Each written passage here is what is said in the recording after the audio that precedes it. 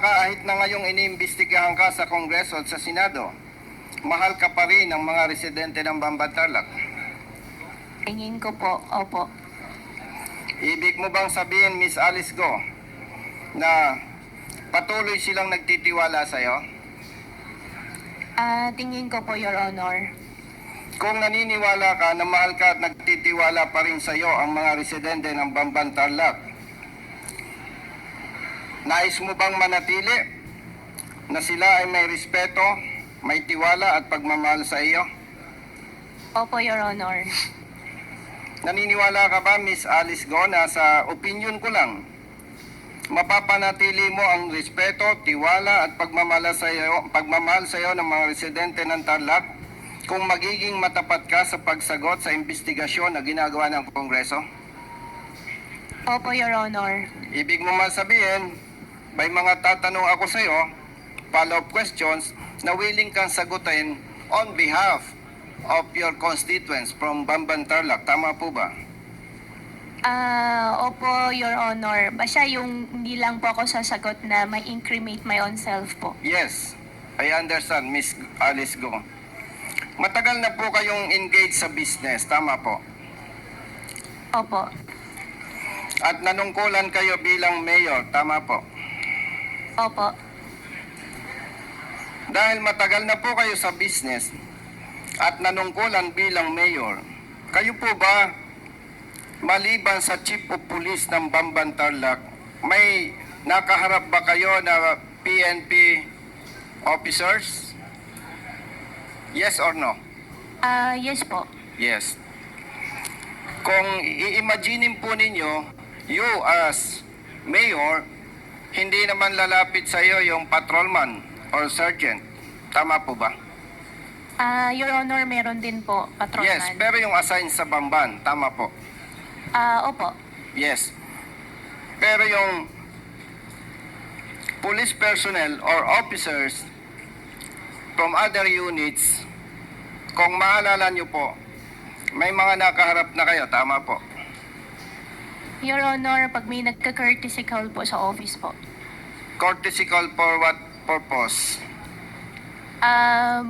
Nagpapakilala po, bilang ako po yung mayor, nagpapakilala din po sila na sila po yung kasama po natin sa serbisyo. Ano po yon? Siyempre, yung chief of police, naturalmente, magko-courtesy call sa'yo. Aside from chief of police, sino po ang PNP official na natatandaan mo na nag-courtesy call na po sa inyo bilang mayor? Matandaan ko po, nakapag-visit na po sa office po, PD po. Provincial Director. Sino po ang Provincial Director na tinutukoy mo? Yung ngayon po na PD, I forgot the name po. Okay.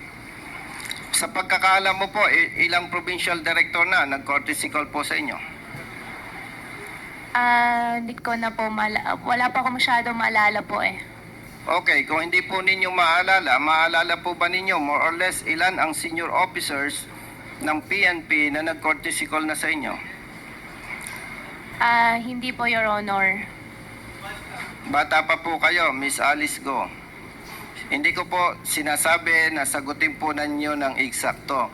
Ang tinatanong ko po, Mr. Chair, kung isipin mo po, Miss Alice Go, mga more or less ilang PNP senior officers na ang nakaharap mo? Your Honor, isipin ko po pero hindi ko po masyado maisip po eh. Nakapag-courtesy call po sa office po si PD. Yun po. Isipin ko rin po ulit, Your Honor. May nakaharap na po ba kayong general? Yes or no? General, yes po. Mga ilan na po? Hindi ko po maalala ilan po. Miss Alice Go, gusto ko lang ipaalala sa iyo, ako po 100% nagtitiwala sa iyo. So sana yung tiwala na binibigay ko po sa iyo, wag mo naman sayangin. At ako po ay nagtatanong sa iyo at inaasahan po ng taong bayan, partikular ng Bamban Tarlac residents, your constituents, na ikaw po ay magsasabi ng totoo. Wala naman po kayo sa korte. Ano po? Balikan ko lamang po, sa pagkakaalam po ninyo, ilang PNP generals na ang nakaharap ninyo? Your Honor, as of the moment, wala po ako masyado maalala, pero may naisip lang po ako ngayon na nakapag-courtesy call din po sa office ko po ang isang general po na RD po. RD. Opo. Siyempre, RD yan, kahit paano maaalala mo kung sino siya. Opo, at official naman po yung trip na pagpunta po niya doon sa office po namin. Yes po. Pwede po bang banggitin nyo sino yung general, yung RD na nag-courtesy call na sa inyo? Your Honor, Mr. Chair, okay lang po, mag-consult lang po ako sa lawyer. Sige po.